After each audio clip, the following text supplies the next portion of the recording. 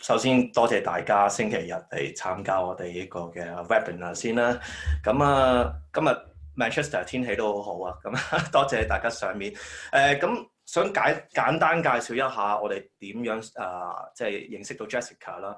其實就係一位朋友都係香港嘅 family， 佢都係想揾 Stockport 啦。咁啱咧 ，Jessica 都係嗰個屋主啦。我哋可能佢見到我哋都係亞洲人，咁就因為一見如故，咁share 好多 life experience， 同埋佢過往咁多嘅經歷，包括佢都經歷咗可能係一個移民嗰個階段啊，喺呢度唔同城市，倫敦啊、曼城都接受過教育，咁再之後到而家有2個小朋友啦，咁佢都係對教育各方面咧都好有充分了解，加上佢嘅先生係校長啦，咁我相信大家除咗想幫小朋友揾到好嘅學校，都要明白到真係點樣小朋友去適應即係英國新嘅生活，同埋咧家長都要點樣去改變個心態咧。始終我諗喺香港嘅模式同英國咧都係有一個差異喺度嘅。咁以下落嚟嘅時間咧就會由 Rebecca 同阿 Jessica 做個比較 casual talk 啦，我就唔想太 formal 嘅。咁最嬲尾咧，我哋有個 Q&A section 咧，我哋就會揀啲問題會由 Jessica 再去解答啦。好啦，咁我哋而家可以開始先啦。Hi guys, it's Rebecca from B Property. So welcome to today's webinar. The main purpose of the webinar is to show you and guide you through what to expect of your new life in the UK. It's a big decision to make as a family, so we want you to be there to guide you through every step through the way. So today we welcome our guest speaker, Jessica. Hello, everyone. Hello. Jessica has so many experience.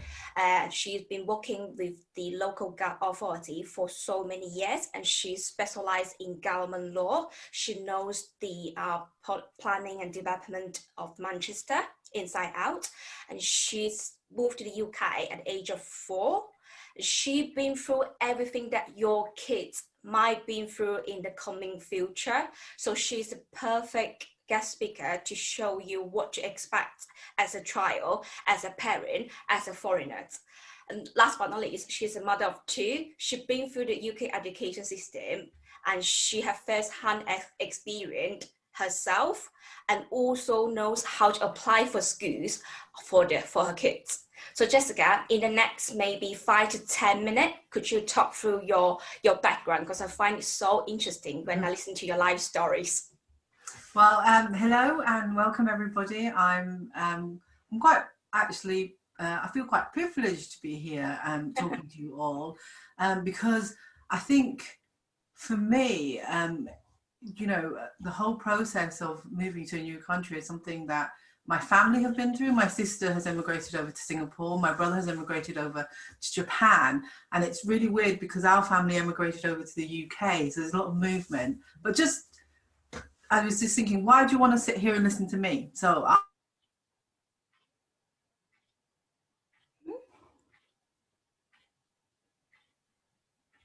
Hello, Jess. Your line is cracking.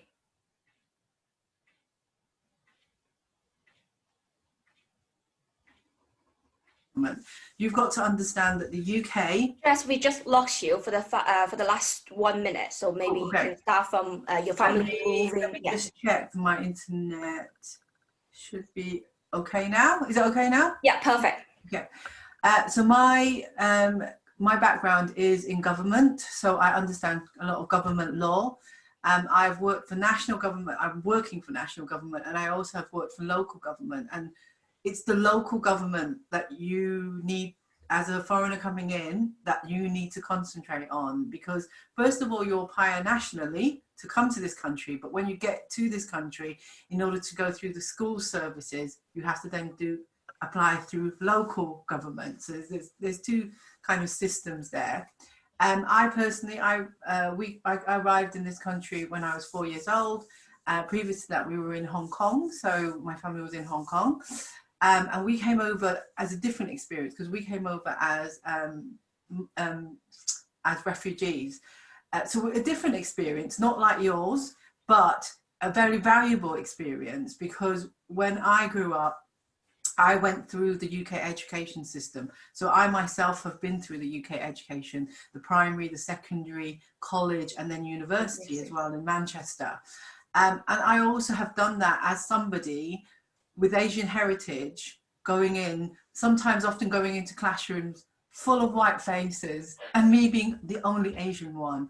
And that's something that your child might probably experience as well if they come over to the UK.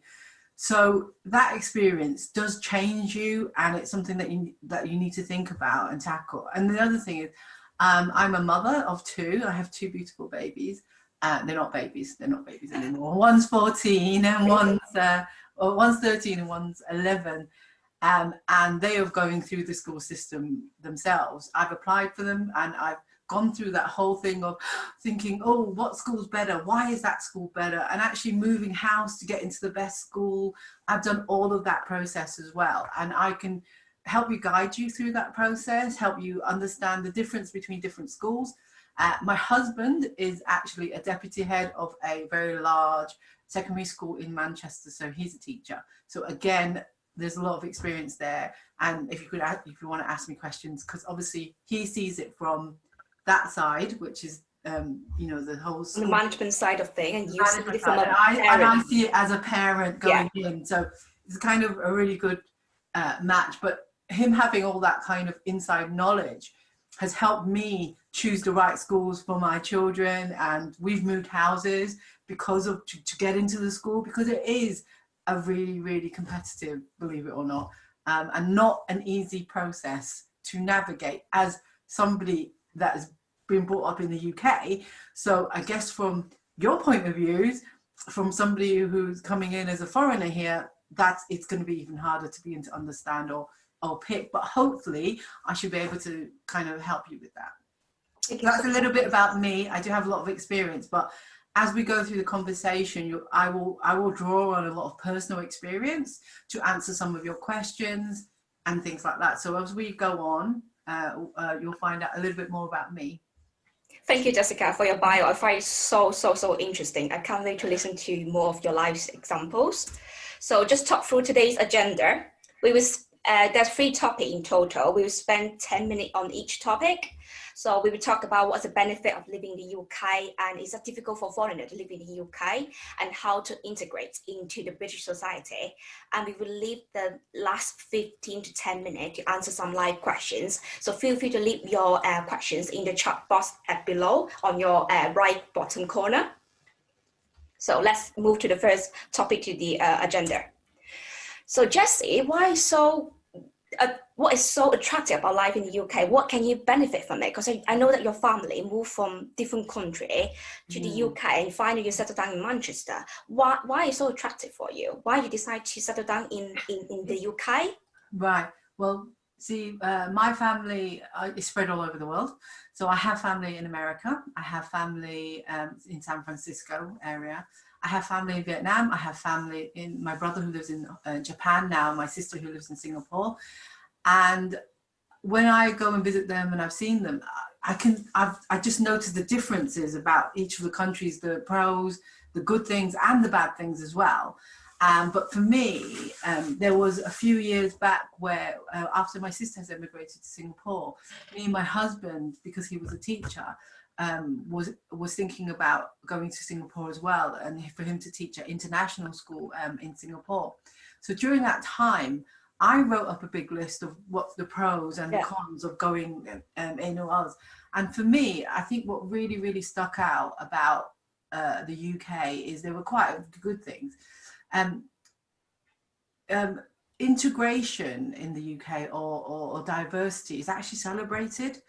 And that means, what I mean by this is, when I went to visit my American cousins in America, there is a lot of different ethnic groups living together in where they lived in San Francisco, but there were pockets. So there was a school that was for black people. There was a school that was for Spanish people. There was a school for Mexican, South American. There was a school for Asian people. It's very segregated, whereas in the UK, actually a lot of in minorities are actually more integrated. So you'll get schools with mixed ethnicities far more common, and actually, you know, because the UK has such a rich history with all its colony, with the Commonwealth. There are a lot of other races in the UK, so it's quite integrated, and especially London, it's extremely metropolitan, and Manchester and other big cities, it's actually really quite mixed. So that was a good thing, I think. There's a very good thing about UK. Also, the UK's education system is second to none. Even when my sister went to Singapore, she put her children in a Singapore international school, which still follows a British curriculum, because the British curriculum, so you'll have international schools in Vietnam and in other countries which still teach a British curriculum. So that was why it was really easy for, if my husband wanted to go abroad, to go over, because they always want British teachers. And because it's so well renowned, obviously we have Oxford and Cambridge, everybody knows about, but I just think the actual reputation of having a British education is actually more transferable when you go to another country like Australia or America or anywhere else in the future. So I kind of am really glad that I've had a British education, and I really kind of think that's quite important for my children. I think that the education in Britain is actually more rounded.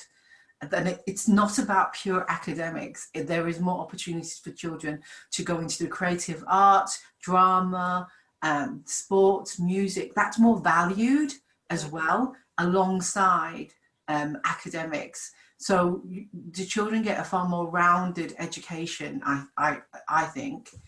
Obviously, there's National Health Service, which is free at the point of service, free at the point of, and I know that Hong Kong also has a very good healthcare system, but you go to America, and that their healthcare system is, you know, an insurance policy one, which again is really, really complicated, but not free at the point of whoever needs it. So I think for me, you know, and actually for a lot of British people, the healthcare system and the NHS is actually really sacred. It's something that we really value in this country.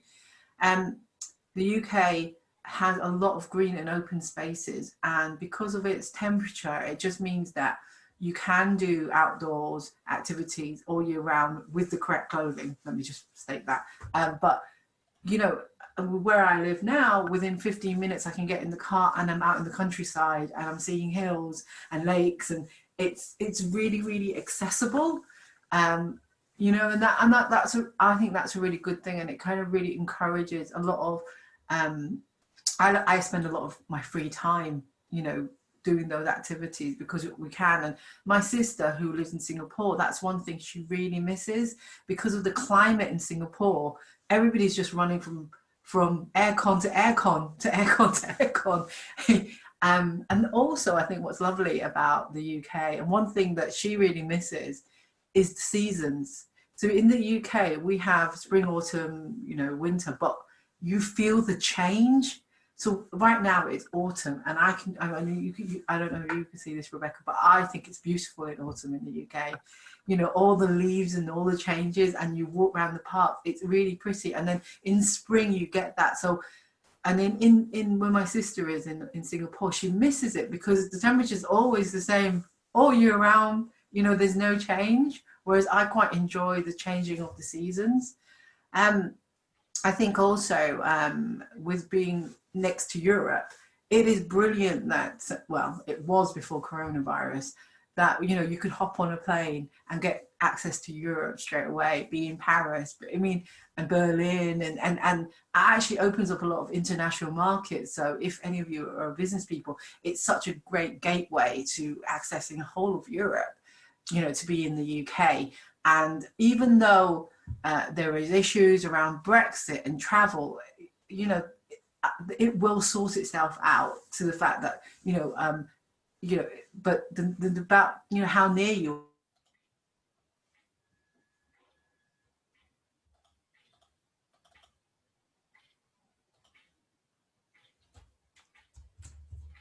Hello, Jess. Most, not all. Yes, we just lost connection for the past few seconds. I think they talk my about internet connection again. Let me try this. Is this better? yeah, keep going. Yeah, you sure? So the work-life balance is a lot better. A standard in the UK is 25 working days of annual leave plus all your bank holidays, which account to another 7 or 8 days a year. But that's minimum. But like if you stay in an organization longer, you get more annual leave accrued. It has a very generous maternity leave and paternity leave protection. Sorry, somebody said that the network connection is unstable. Can you hear me? Yes, I can hear you perfectly fine. Yeah. Louis, can you check the chat box to let us know if there's any issues? Yeah, that's fine. So Jess, I know that you live in so many different cities like Birmingham, Manchester, London. Oh yeah, I was just explaining that. So when my family first came to the UK, we settled in. They were settled in Scotland. They moved from Scotland to. We moved from Scotland to Coventry, then on to Birmingham, and then on to London. And during that time, I went to a lot of different. I had to change schools a lot. And also I experienced different areas in the UK and how welcoming they were to foreigners. So my parents were moving for jobs, so that's why they moved. And I think there's a lot of differences in different places. And most of my younger education was in London, and it was when I went to university in Manchester when I was 18. I moved to Manchester, and I haven't left. Even though there was lots of opportunity and my parents lived in London, to go back to London, I decided to settle in the Northwest. What is the reason behind that? It's because of the economic or because of job opportunities? Job opportunities at that time was more in London, but I just felt that the quality of life that I would have in the Northwest was going to be, and for my children in particular, was going to be better in Manchester. Because Manchester's still growing, and it still is. It's still growing as a city. So there's more opportunities while something is growing, other than something that's already established. Also, for me particularly, I found London, the bigger a city, the less friendlier it is, because nobody has time. Rude. They are. I'm not going to lie. They are rude because nobody has time in London. It's like New York. I've been to New York, and it's the same. And because there's a mixture of tourists and locals, there's always like this constant clash, you know. And I think I love London. It's, you know, it's my hometown. But when me and my husband kind of, you know, discussed it.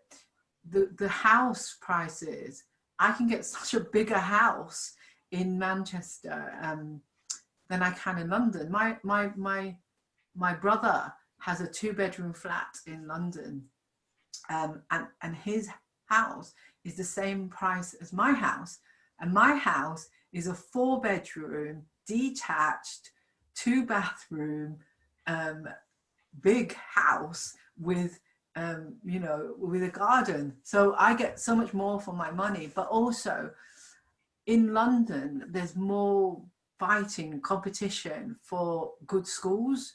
So what you'll find is, you know, the house prices go ridiculously up even further, you know, for schools, and you're fighting with everybody all the time. And I think if you're in London and you have lots and lots of money, you have a very nice life in London. If you have a middle income money, then you won't. And that's the reason why I decided that we would move up and be in this area, because we still have the city feel, because Manchester City is very, very much like a city feel, but we're just on the edge so that we can still have access to the countryside and have a bigger house and have all those things that we wanted. So the thing about, you have to examine yourself and think, what is important, and rank it what's the most important? Is the most important for me to have a larger house? Is that the most important thing? Is the most important thing for me the education of my children?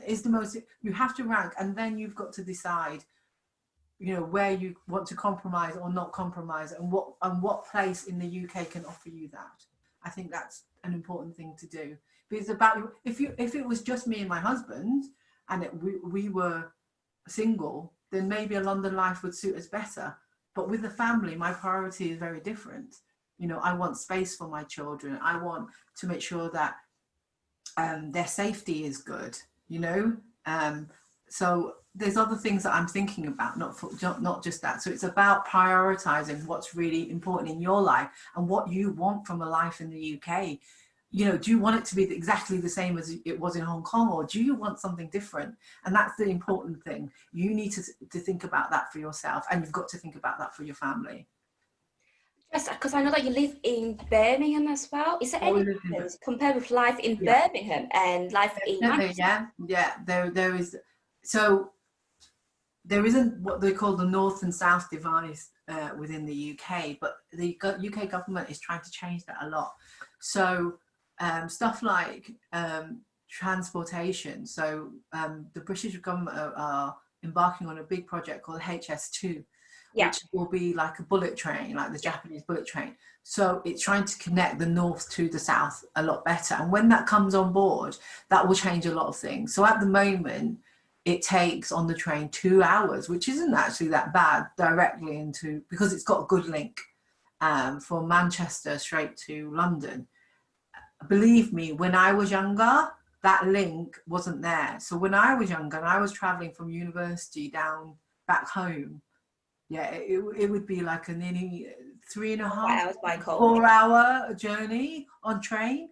So, you know, a lot of things have have changed, and it will get better, the connection. And therefore, because of that, they're saying, I mean, the government are talking about putting big government institutions like the Department of Health up into the Manchester. So and then the BBC used to be in London.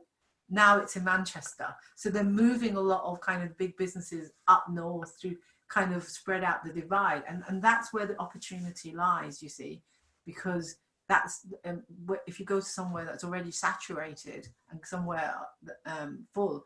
So Birmingham itself is a good city, and it's kind of midway between Manchester and London. But the thing about Birmingham as well, they have their own issues as well, and it's quite spread out. I find the Birmingham accent quite hard to actually understand. The Brummie accent. Have you heard the Brummie accent? It's very difficult to understand. But and also a lot of the Southeast Asian people, so people from Pakistan and India, they had a big influx of immigration there back in I think the 80s and 90s. So their communities have settled in there. So there is quite a lot of social tension between the communities, because when a large influx of people from another community come in, there often is you know, great, you know, London can take it because London's already mixed already, but Birmingham has kind of big pockets of Asian areas. Manchester doesn't, but Greater Manchester has pockets as well. So it's all about integration, really. But Manchester is quite big. We have the best international airport after London, with direct links to the Far East. So I think Manchester's based there. It's also 3 hours to Glasgow or Edinburgh from Manchester as well. And also with Manchester is also very linked to Liverpool. So it's only 40 minutes to Liverpool on the motorway to Manchester. So it's kind of like two big cities kind of quite joint next to each other. So you have that kind of advantage as well. So Manchester, you find it have more opportunities thanks for the airport, thanks for the public transport development. Yeah, and it's growing. It's still growing. It's still got space to grow. So for instance, Heathrow wanted to put a new runway in, but there's been so much protest against that. Right. Because the land is already saturated and people live there, people have their houses there, so they don't want a runway. But Manchester wants to put a new runway in, and nobody will contest that because they've still got land. They've still got somewhere to expand to. And that's the thing, there's still land. Manchester still has room to get bigger, but London doesn't. There's no room left in London to get any bigger. I think that's the great opportunity about Manchester. So as a professional, you work in planning development for the council, so you feel like Manchester still have way more potential to grow in the coming decades? Definitely, because it's got land around it. And also its connection to Leeds, which is another growing city. Yeah. Leeds to its right, it's got Leeds, and to its left, it's got the whole of Merseyside and Liverpool, which I believe that the docks, you know, the port in Liverpool will have a massive revival because the government after Brexit is talking about this thing called free ports, where they're going to encourage people to put their cargo but they won't get taxed as a so basically you bring your trade in from another foreign country and you leave it in the free port, you don't get taxed, and then it can go on then to another country, so it bypasses the tax system. So that's what these free ports are about, and I think that will bring a lot of potential work in for the country, for the area of Liverpool and Manchester as well.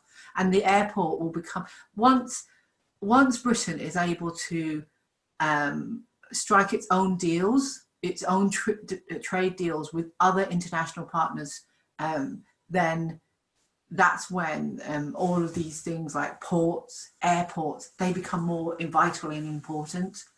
At the moment, and the reason why, because I think from a Hong Kong perspective, Hong Kong people might be wondering, why in the world would British people vote to leave the EU? I guess that's like a really big issue. But the reason why Britain chose to leave the EU from British people's side is because they wanted the opportunity to break free from the restrictions put under them by Europe to trade with the rest of the world. That's really where the opportunity lies. And once Britain is able to do that, strike trade deals with Australia, strike trade deals with America and Japan and other international, that's when, you know, because at the moment the most important port in the UK is Dover. Dover, okay. Down south, yes, because it's connected to Europe. Mm-hmm. Yeah. Once we're not just trading with Europe anymore, all the other ports around the British company is going to be Liverpool important. Definitely have, and Liverpool has definitely got that potential. So that is why I'm saying to you now, if you look up something called Freeport, there is really great opportunity for Britain to do that. But because of the restrictions of the EU, and I think Britain's kind of staying quiet because it's in negotiation with trade deals with Europe now. It's staying quiet. But after it's done a trade deal with Europe, that's when it can go out and do trade deals with other countries. And that's where the potential lies, big potential. Thank you, Jessie, for your analysis for the future growth of surrounding areas. Because of the time limit, let's move to the next topic.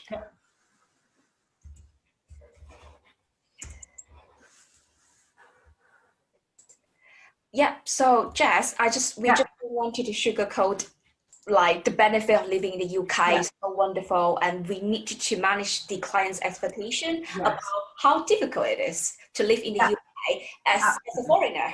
Yeah, I mean, every country will have its advantage, but every country also has its disadvantage. And the thing about that kind of change, and we called it a shock, didn't we, when we were talking about it before? There is a bit of a shock, both in climate and in culture when you get back to the UK, in the fact that,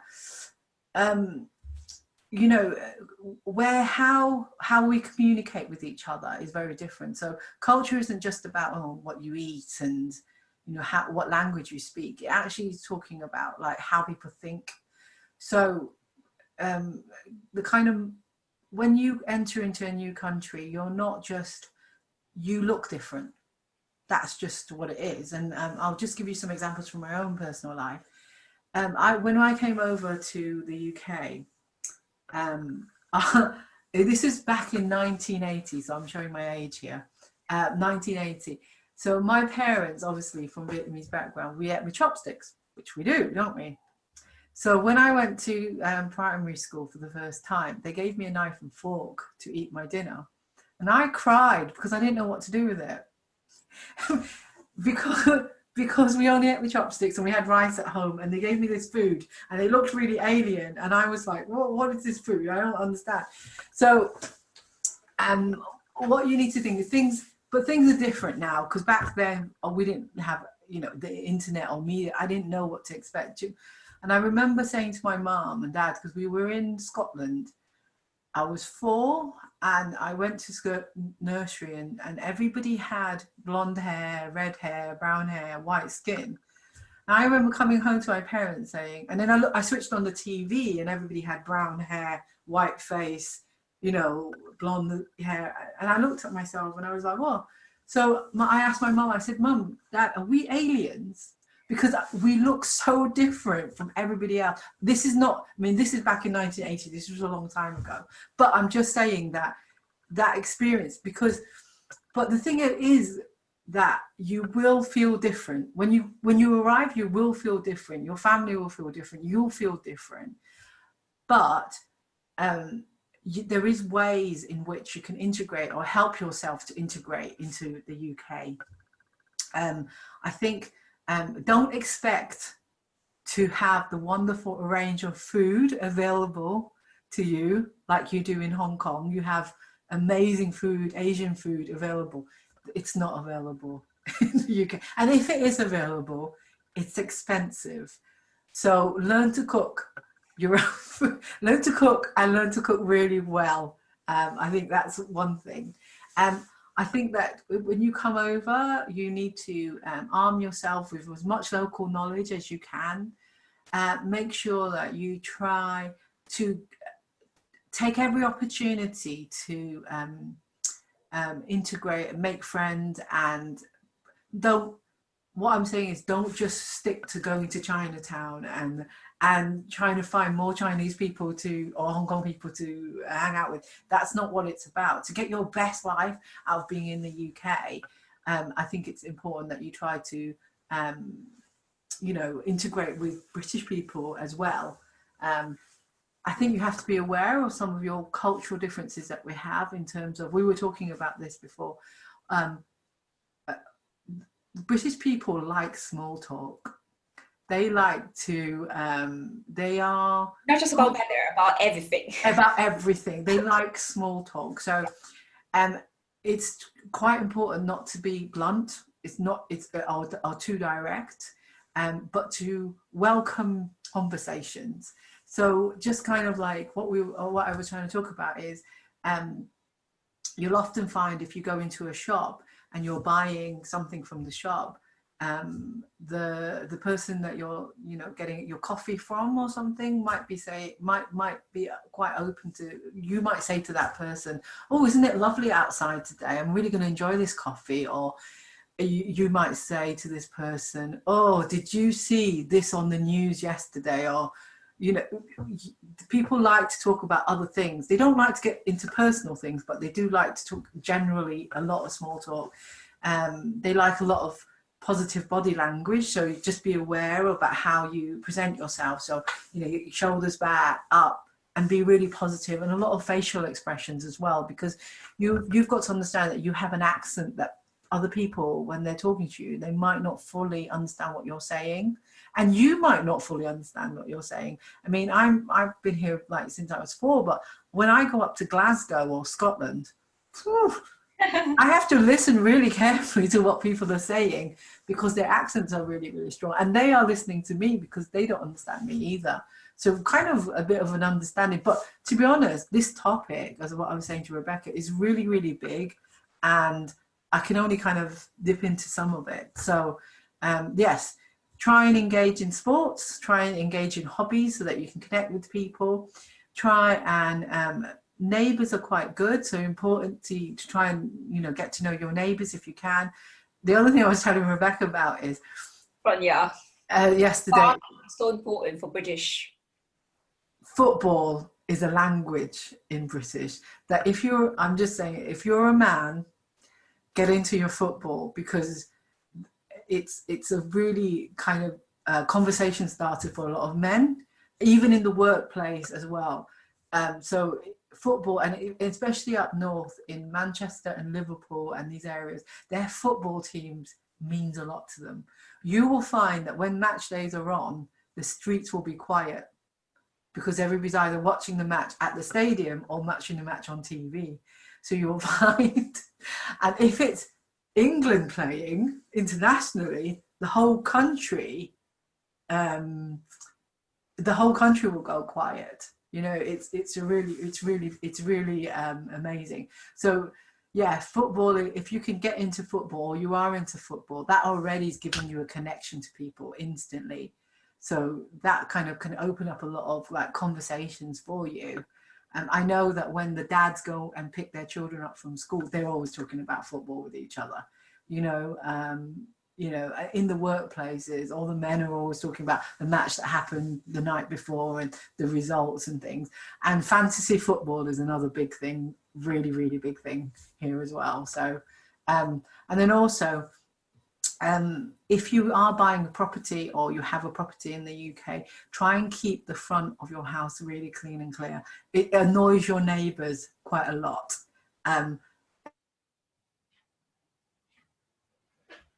Oh, Jess, we lost you again.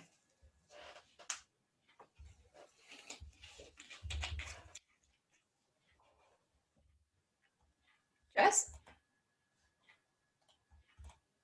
UK, they have a saying called... Sorry, Jess, we just lost you. When you talk about the front yard, it's important because you will annoy your neighbours. We just lost you from there. Okay, can you hear me now? Yes, it's perfect. You can. Yeah, so yeah, the front garden is important, and the front of your house, to try and keep that clean and tidy and clear, or even really, really pretty, because that actually then is another conversation starter for you to have with your neighbours. So it's important, yeah. Okay.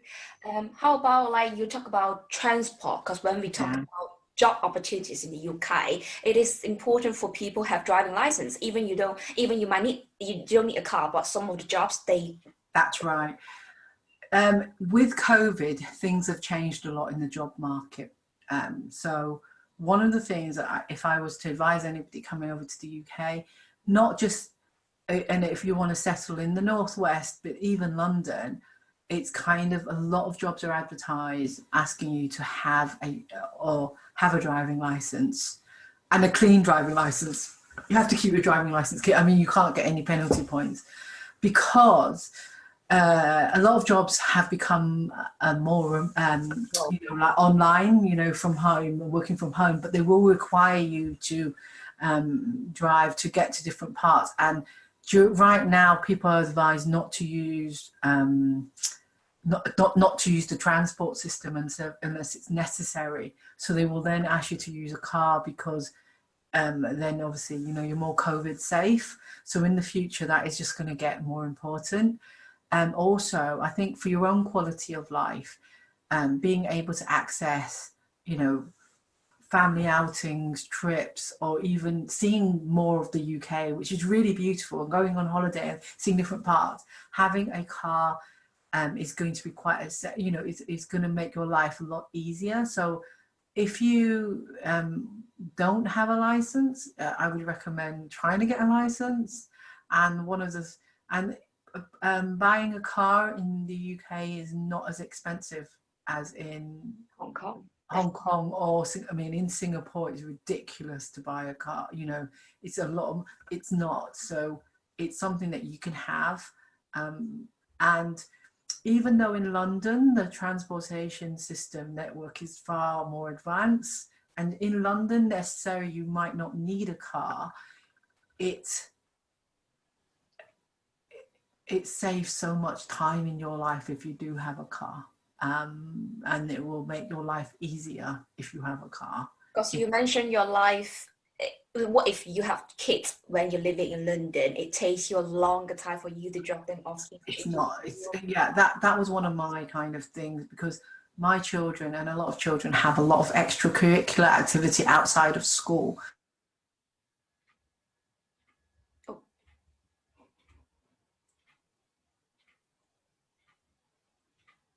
It's delayed a lot. Is the internet connection okay? Now it's back on. Okay. About your life in London if you have kids, when you're raising kids. Yeah, when you're raising kids in London, you will not get very much space for your money. But also your children, in order that they can access extracurricular activity, it's quite hard having them to get on a train and a bus to go and take them to this club, and then another train and a bus or somewhere. It's not easy. Whereas up north, there's more parking space everywhere. Even if you have a car in London, you can't park it anywhere. That's the other thing. Parking is a major issue, and you have to actually pay for a permit to park even outside your own home in London.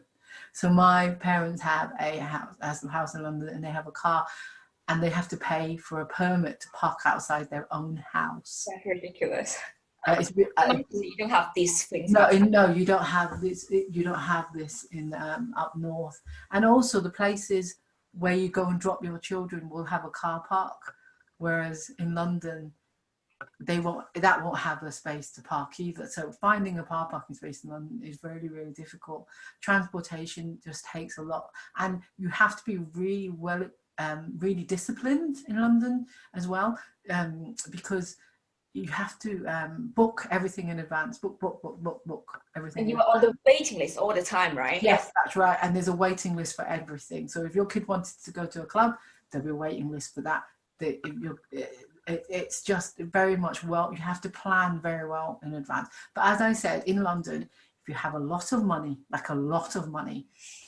those things are not a problem. If you don't, then that's the problem in London. Yeah, you have to pay for it. Yeah, Jess, let's move to the last topic today, then we get into the Q&A. Yep. So important as a foreigner to understand how to integrate into the local society. And you've been here since age of 4, you might be able to share more tips for the parents and for the kids.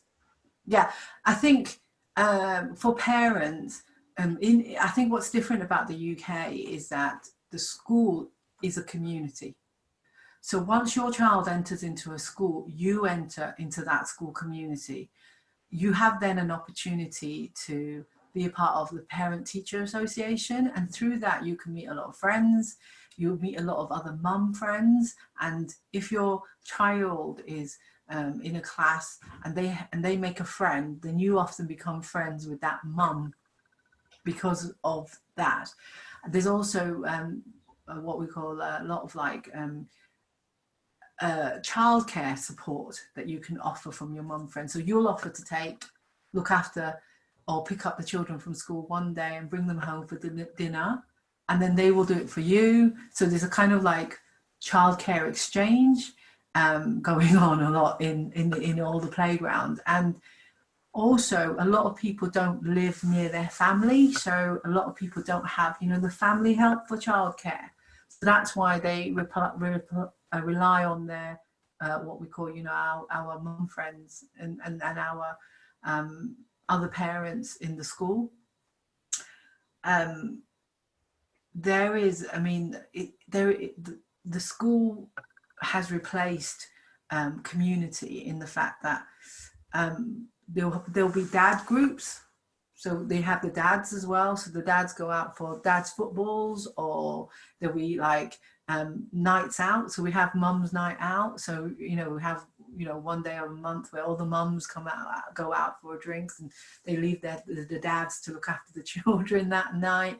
So there's real opportunity if you want to kind of get into British kind of culture and make new friends. The school is one of the vital places that you can do that. But also the other kind of place that you can do that, again by your parent, is the rugby club. Your child might be into rugby or hockey or football, and then that group will have the mums that take their kids every week to football and stand at the side of the playground watching them, you can make friends with them, and they have mums night out, and they have, you know, they have their own social group. So where your child goes to school is actually quite important for you, because then you can develop your own friendship groups for that. So because the school provides a community opportunity. I also talk about playground politics. So there is kind of like etiquettes, school etiquettes that you do, you know. So if a mum invites, so if your mum invites your child over for dinner, it's kind of expected that you will do that the week later.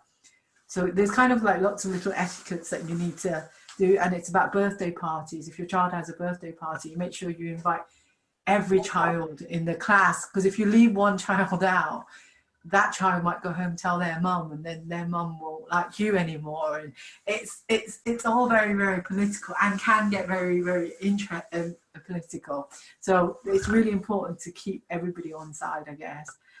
For your children, I think children are really, really adaptable. Children are, you know, children are quite resilient, and they can, you know, they are getting a great opportunity because they'll get education in Hong Kong and in the UK. So that's brilliant for them. They'll, you know, children need to, it will be difficult for them. I'm not going to lie. Because if I took my children to another country, it will be difficult. They'll miss their friends, they'll miss home, they'll miss the food, they'll miss things that they're familiar with. Of course they will, but you have to try and help them see the benefits that they're getting from this. So in order to do that, you know, help your child to, I mean, is your child into music? Is your child into art? Is your child into sport? If they are, get them to join a club outside of school to do all of those things, and that will then allow them to make more friends with a similar interest with them, and that will help them if they get friends in the UK. And you know, and also help them to be proud of their own culture. Don't try and make them to become too English. Make sure that you know, in the UK, we've seen the news, we've seen all the stuff that's happening in Hong Kong now. We see all the protests. People will be curious about your opinion of it. People will be curious about where you've come from and why you're coming over to, and they'll actually want to listen to your story. And you should be really proud of that, and proud to be different. I don't think it's a good idea for you to come over here and try and pretend to have the most British accent and try and be British, because you're not. You're from Hong Kong, you're Hong Kongese, and you should be really proud of that. And when people see that you're proud of it, it will make them more interested in that. And then also try and make them realistic about their expectations in the UK, because there are some things that aren't as great as in Hong Kong. You know, it does rain a lot in the UK, but at the same time that it rains a lot, that also means we have really, really green, you know, countryside, and we have, you know, there's a benefit for it raining a lot. And yeah, just let them realize that, you know, the adjustment period can be up to a year. You know, it can be quite a long adjustment period. It's so if you come over here, don't like it in 2 months and want to come back home, that's unrealistic. You've got to be in here to, you know, to give it a good shot. You've got to give it over a year at least to see if it's for you. Is that okay? So based on what you're saying, it's important to find a good school for the kids in terms of the academic, but it's important for parents to make the parents who send the kids to the same school have the same kind of like background or mindset like yours. Like you are high educated, you would like to find a school. The parents is also high educated. That's right. That's right. That's it. That is really important, because, you know, we lost Jess. Parents are doctors, lawyers, teachers, just like what we are. You know, we want to, okay, is the internet okay now? Yeah, I can hear you, Jess. We wanted to make sure that, you know, we had friends, we were making friends with doctors, lawyers, people like us, you know, that have, you know, are well educated. So we would want that same, because we know that I'll be spending my time at the edge of a football pitch you know, cheering my children on, they're cheering their children on, and I want to become friends with them as well. It's because you do spend an absolutely long time as a parent picking your children up, taking your children there, you know, and being at the school, you know, because at the school you've got to volunteer. There's opportunities to volunteer to go on school trips with the school children, help out at the school fair, raise money for the school. You know, there is a lot of time. I mean, I must admit, we when our children were little, we spent a lot of time, you know, within the school. So you drop them off and you pick them up. That's 2 times a day you're visiting that school. You're spending an awful lot of time back and forth and back, and then your child might have after school activities at that school as well. So again, back and forth. So you're spending a lot of your time at the school. So that's why choosing the right school and the right area is really, really, really important, because you're spending a lot. Yeah. Thank you, Jess. So as Jess is so well educated and she understands the UK system, so we probably will do some poll after the webinar just to see what kind of other topic will you guys like to listen from Jess again. Examples like when and how to apply for schools, because Jessica knows that system inside out from first-hand experience, and also like for her own. Also, there's particular times you need to, and there's particular deadlines that you need to consider when you're applying for schools. And dependent on the age of your child, those deadlines will be different. Yeah, and it's important to choose the right school. Not all the outstanding schools good for your children, because some of the schools are specific for sport, for arts, for drama, or for academic. Yeah, that's really important to think about as well. And you've got to think about your child and what your child needs from a school. And the academics of one school and actually how to apply for that school is very different. So there's different types of schools, and all their application processes are very, very different, and their deadlines and their timings are different as well. So I mean, I could talk to you a lot, but I think it's more potent or more important to have a specific webinar for that. A specific topic, yeah. So if it's people interest, we can share more about life in different cities, like just briefly talk about life in London, life in Manchester, life in Birmingham.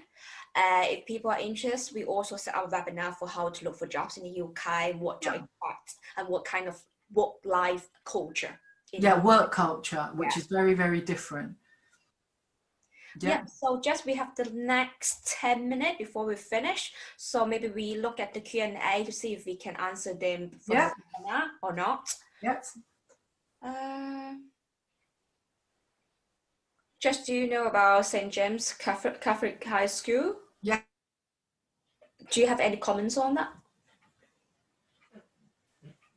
Yeah, St. James's Catholic School is around the corner from my house. It's quite a lovely school. It's quite small, so it's only, I think it's quite a small school compared to most secondary schools in, but it's a Catholic school. You have to be Catholic to apply. So they do accept children that are not Catholic, and for Catholic ethos. Just the lights break cracking, so we can't hear. It's not stabilized. Sorry? The light was cracking, so it's not stabilized. So maybe so I do know about St. James's. It's a lovely school. It's very caring school, and it's got quite good academics. Not others in the area have higher academics, but it's not a bad school at all. Very, very good. Is that difficult to get into it? It can be, depending on what time of year, what age your child is, and if you are Catholic or not. So I'd have to look at what the person's situation is to tell them. But it is a lovely school. It's a very lovely school. I know a lot of people that go there. But you must remember, when your child goes there, they might be the only non-Catholic person in the class.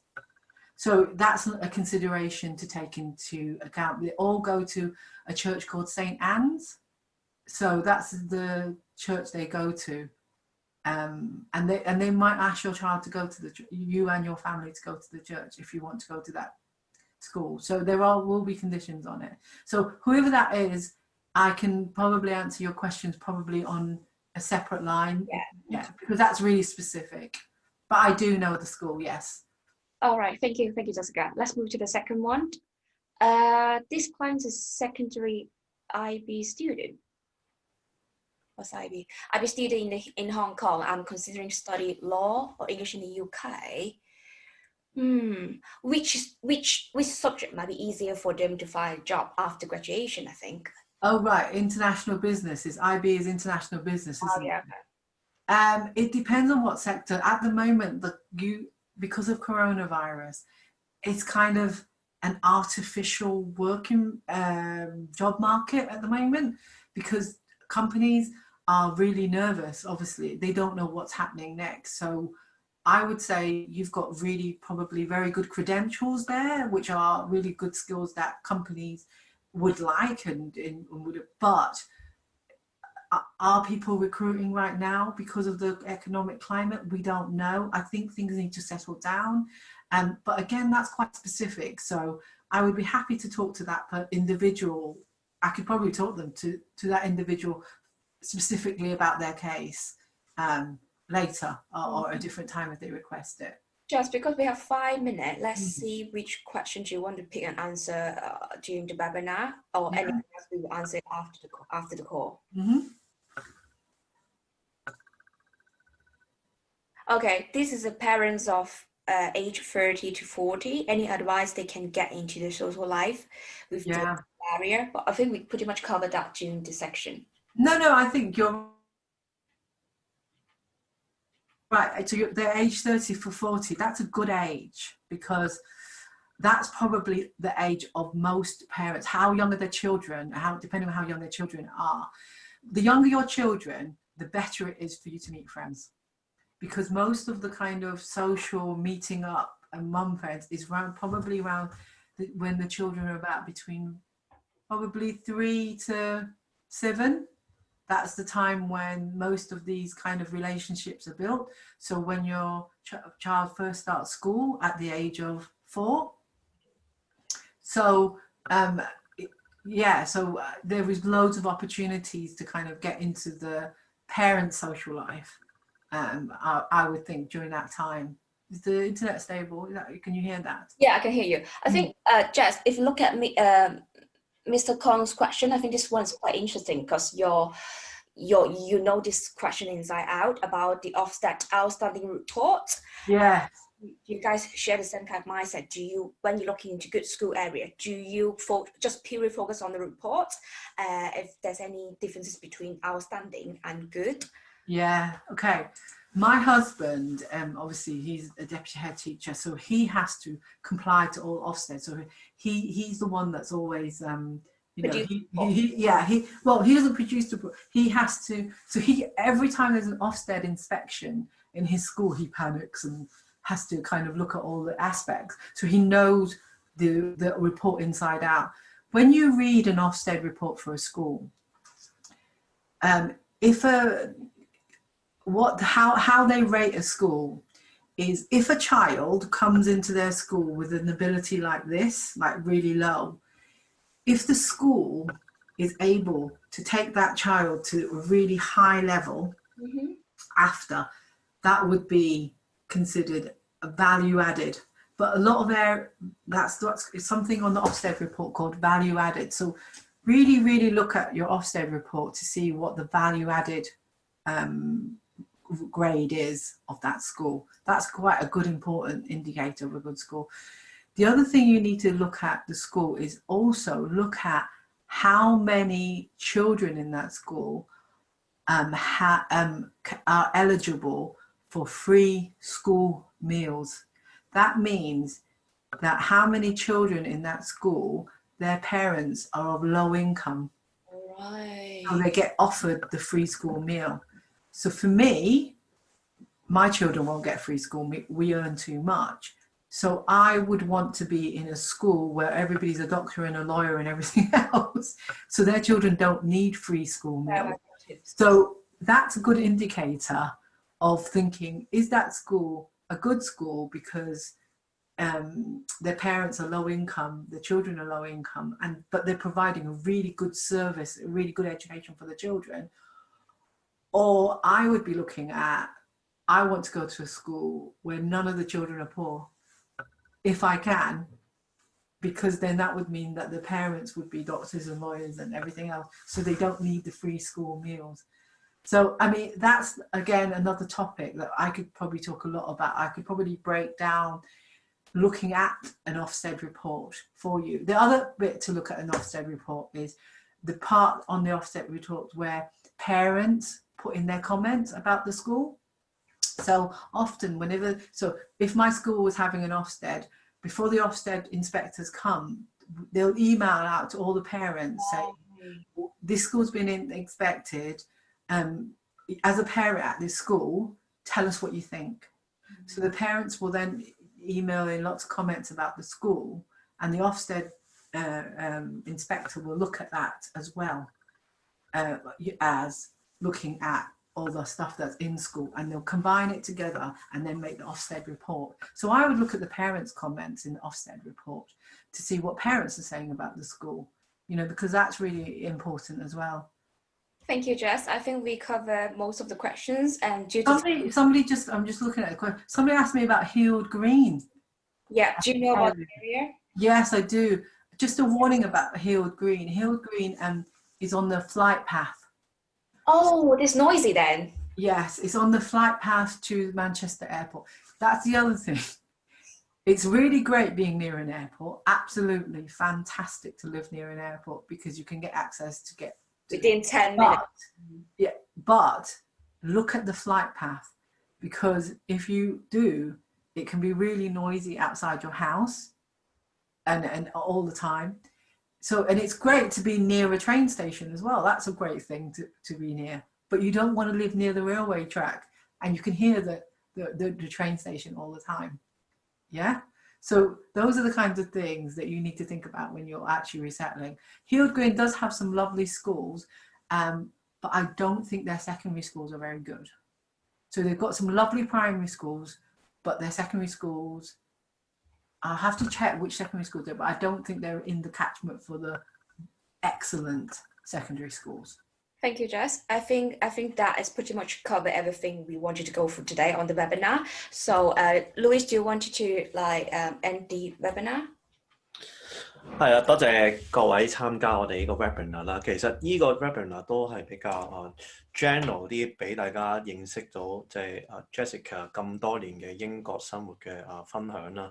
咁真係再有咩 specific 嘅問題咧，就可以 WhatsApp 我哋咁睇下個時間安排，我哋可唔可以就專門喺個 topic 度再go further 啦。多謝大家參與先。